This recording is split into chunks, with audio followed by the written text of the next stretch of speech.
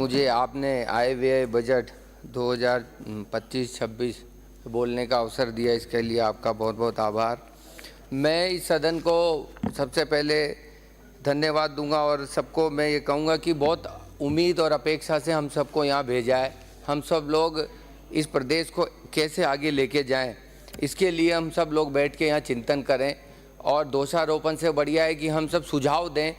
मैं इस बजट के माध्यम से हमारे मुख्यमंत्री जी को, हमारे वित्त मंत्री जी को धन्यवाद दूंगा कि इस प्रदेश को पिछले बजट में और इस बजट में नए आयाम देने का काम उन्होंने किया। जो बजट लास्ट के चौथे साल में या पाँचवें साल में जो सरकारें देने का काम करती, वो पहले साल में देने का काम हमारे मुख्यमंत्री जी ने किया। और जो बजट 19 तारीख को जो पेश किया गया, उसमें सभी वर्गों को ध्यान रखते हुए, किसान वर्ग, युवा वर्ग, महिला, सभी वर्गों को ध्यान रखते हुए कैसे उनको आगे लेके जाया जा सके, उनको लेके इस बजट में अवधारणा रखी। मैं इस सदन को अवगत कराना चाहूँगा और मेरे प्रतिपक्ष के भाई भी अभी कई बार कटाक्ष करते हैं, तो मैं ये कहना चाहूँगा कि जी पिछले जब से 2013 से दिल्ली में नरेंद्र मोदी जी की सरकार बनी, जब से लेकर आज 2025 तक आप ये देख लीजिए कोई एक भी घोटाला नहीं हुआ। और जब हमने 2012 में 11 में देखा, जब यूपीए की सरकार थी और यहाँ पर भी कांग्रेस की सरकार थी, उस समय क्या घोटाले हुए इस पूरे देश में, वो आपके सामने है। मैं थोड़ा सा बताऊंगा। कोल घोटाला, आपको ध्यान होगा इस सदन को, मैं कहूँ 2G स्पेक्ट्रम घोटाला, जिसमें दिल्ली के मुख्यमंत्री जी उस समय तात्कालिक जो थे उन पे भी छींटे लगे। इसके साथ साथ कॉमनवेल्थ गेम आपका, उसमें आपके सुरेश कलमाडी जी जो उस समय के तात्कालिक इसके चेयरमैन थे, वो जेल में। तो इस देश को कई घोटालों की सौगात उस दौरान मिली पिछले 60 साल में। आज मैं आपसे कहूँगा पिछले 12 साल में दिल्ली सरकार में भारतीय जनता पार्टी और मजबूत नेतृत्व के रूप में नरेंद्र मोदी जी इस देश का नेतृत्व कर रहे हैं। आज आप एक भी घोटाला नहीं हुआ। और तो और मैं कहूँ पूरे विश्व में भारत की एक छवि के रूप में उभर के सामने आई है। मैं इसलिए कहूँगा क्योंकि जो देश, एक अमेरिका देश ये कहता था कि इस व्यक्ति को हम वीज़ा नहीं देंगे, आज वो पलक पावड़े बिछाकर हमारे देश के स्वागत के लिए, अभिनंदन के लिए खड़ा है। तो मैं आज कहूँ कि इस देश को मजबूत करने में आम जनता ने भारतीय जनता पार्टी की सरकार बनाई और मजबूत नेतृत्व दिया, पूर्ण बहुमत की सरकार केंद्र में दी। और राज्य में जब जब भारतीय जनता पार्टी की सरकार रही, 3 से 8 में रही, 13 से 18 में रही और अभी 2023-24 में दोबारा भारतीय जनता पार्टी की सरकार बनी। मैं आपसे इसलिए कहना चाहूँगा कि 2014 में जब सरकार बनी, प्रधानमंत्री जी बने, उस समय पूरे भारत का जो बरसों से चला हुआ मुद्दा था धारा 370 का, उसको बजट पे उसमें लोकसभा में पेश करके धारा 370 को ख़त्म करके उस राज्य में शांति स्थापित करने का काम किया और आज वर्तमान में शांतिपूर्ण चुनाव कराने का काम किया। वहीं राम मंदिर, जिसके लिए हम सब लोगों की आत्मा जड़ी हुई है, इस देश को 91 में उस समय यूपी में दंगे हुए राम मंदिर के लिए, भगवान रामलला का मंदिर आज आप सबके बीच में बनकर तैयार है, वहाँ लोग सब दर्शन करने जा रहे हैं। मैं इसके साथ ये कहना चाहूँगा कि हमारे स्टेट में हमारे मुख्यमंत्री जी ने जो बजट पेश किया, आज उससे हमारा किसान, हमारा युवा, हमारा महिला वर्ग, आज सबको सशक्त करने का काम किया। आज मैं ये कहना चाहूँगा कि हमारे किसान भाई जिनको 6000 जो उनको पीएम सम्मान निधि मिलती थी, आज वो पीएम सम्मान निधि बढ़ाकर 8000 की, फिर 9000 की। आज इस बजट में आपने देखा होगा किसान को कहीं ना कहीं सीधा खाते में पैसा जाता है तो उसका लाभ मिलता है। इसके साथ साथ MSP बढ़ाने का काम 150 रुपये गेहूँ का किया। इसके साथ साथ किसानों के लिए हमारा जो गाँव में जो तालाब होते हैं उनके लिए 50,000 तालाब की घोषणा हमारे इस बजट में हमारे मुख्यमंत्री जी ने की। इसके साथ साथ हमारे केंद्र सरकार ने अभी बजट में किसान के लिए KCC 3 लाख से 5 लाख की KCC डायरेक्ट, आज हम भी और आप सब में से कई लोग पृष्ठभूमि के काश्तकार हैं, आज KCC से उसको अपना काम चलाता है ऋण लेके। इसके साथ साथ मध्यम क्लास का ध्यान रखा केंद्र सरकार ने, जो इनकम टैक्स था उसको 4 लाख से बढ़ाकर 12 लाख इनकम टैक्स। इसके लिए तो आप सबको, प्रतिपक्ष के मेरे भाइयों को भी धन्यवाद देना चाहिए।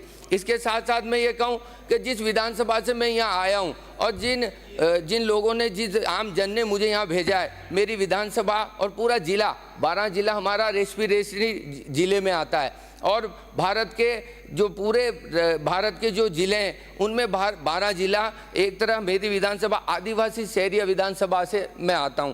और मेरी विधानसभा में मैं कहूं, जब सरकार बनी 2024 में, उस दिन पहले दिन से मेरी विधानसभा में हमारे प्रधानमंत्री जी ने मेरी विधानसभा में जनमन के माध्यम से आज हमारे शहरी परिवारों को, गरीब परिवारों को, जिनको वास्तव में आवास की, जिनके छत नहीं थी, उनको घर देने का काम किया। 13,000 घर आज वर्तमान में बनकर तैयार हो चुके हैं, और 13,000 ही और उनकी सैंक्शन अभी केंद्र सरकार से मेरे विधानसभा में मेरे शहरी भाइयों के लिए आ चुकी है। इसके साथ साथ आज वर्तमान में अभी प्रधानमंत्री आवास का आप हम सब लोग वोट मांगने जाते हैं, तो आज हमारे सब गांव में जाते हैं तो लोग कहते हैं मेरे घर नहीं है, मेरा घर जुड़वाओ। आप नहीं जुड़वा सकते, लेकिन आज केंद्र सरकार ने उसका पोर्टल भी खोल दिया। पोर्टल खोल के आज उसका सर्वे हो रहा है प्रधानमंत्री आवास का। उसमें मेरा एससी का, ओबीसी का, जनरल का, सभी वर्गों का आज उसमें सर्वे हो रहा है। इसके साथ साथ में खाद्य मंत्री जी यहाँ विराजे हैं। हमारा भाई गांव में जाते हैं तो वो धरातल की बात होती है, गरीब परिवार का कहता है साहब गेहूं दिला दो, गेहूं मेरा राशन कार्ड चालू करा दो। इसलिए मैं केंद्र सरकार को, राज्य सरकार को मैं धन्यवाद दूंगा, हमारे मुख्यमंत्री जी को, कि आज हमारा उसका सर्वे चल रहा है, उसका पोर्टल खुल गया है खाद्य सुरक्षा का। 9 लाख लोगों ने वापस अपनी जो सब्सिडी थी वो वापस ले ली, और लेने के बाद आज पोर्टल खुला है तो आज उनको आवेदन मांगे जा रहे हैं। आज सर्वे का काम चल रहा है। जो धरातल से जुड़े हुए हैं, हमारा प्रधानमंत्री आवास और खाद्य सुरक्षा का काम आज वर्तमान में नीचे गांव में सर्वे का काम मेरी विधानसभा में और पूरे राजस्थान और पूरे भारत में चल रहा है।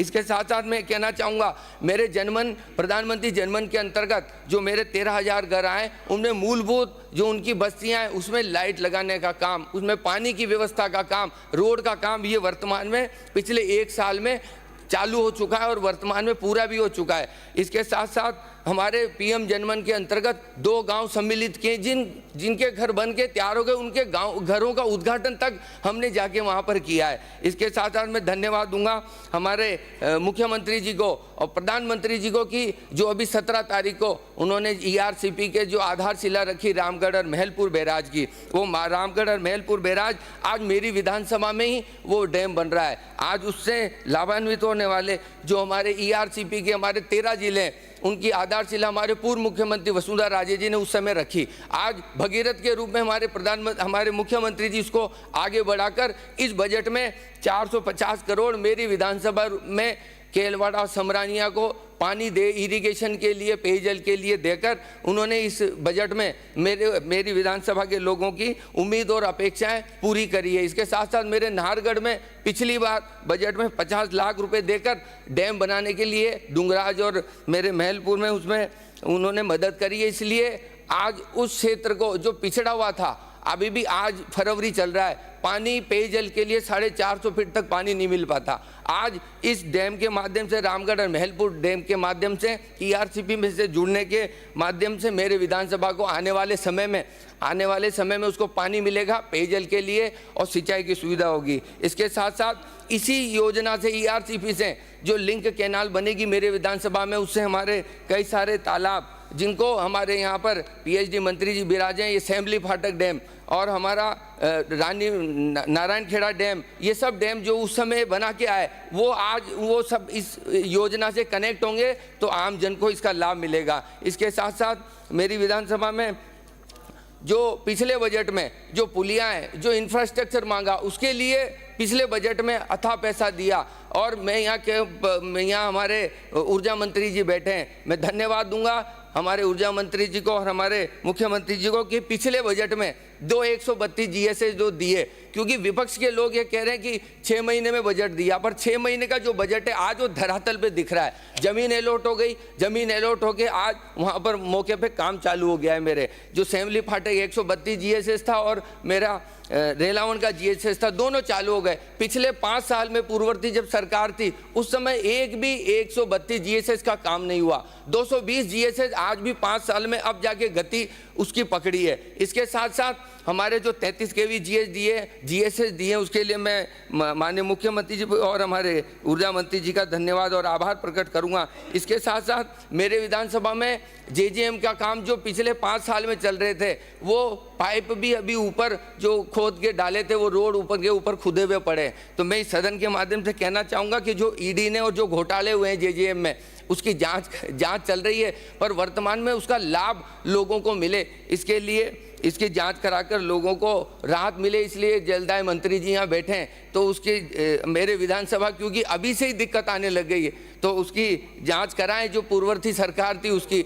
और उनको दुरुस्त कराएं। इसके साथ साथ मैं हमारे इस सदन के माध्यम से मैं हमारे विपक्ष के भाइयों को बताना चाहूँगा कि 12 जिला ऐसा जिला है कि आप यहाँ दोषारोपण कर रहे हैं, पर 2021 की बात बताऊँ इस सदन को, कब पूरे भारत में नहीं, इस 12 जिले का जो हमारा कलेक्टर था वो भ्रष्टाचार में ट्रेप हुआ। और ये मेरे ख्याल से भारत में कहीं भी ऐसा आज दिन तक कोई 60 साल के इतिहास में जब से आज़ाद हुए तब से ऐसा कहीं किसी जिले में नहीं हुआ कि जिस जिले का कलेक्टर और उसका पीए भ्रष्टाचार में ट्रेप हुआ हो, पकड़ा गया हो। ये बहुत बड़ी उस कांग्रेस सरकार की, हमारे पूर्ववर्ती सरकार की आपको उपलब्धि गिना रहा हूँ मैं आपको, उन्होंने कितना भ्रष्टाचार किया। इसके साथ साथ मैं आपसे निवेदन करूंगा कि एआरसीपी में जो मुख्यमंत्री जी ने इस बार जो बजट दिया है वो वर्तमान में 12,807 करोड़ का जो उसकी निविदा जारी हो गई, और मेरे यहाँ रामगढ़ में और महलपुर में काम भी चालू हो गया है। इसके साथ साथ मेरे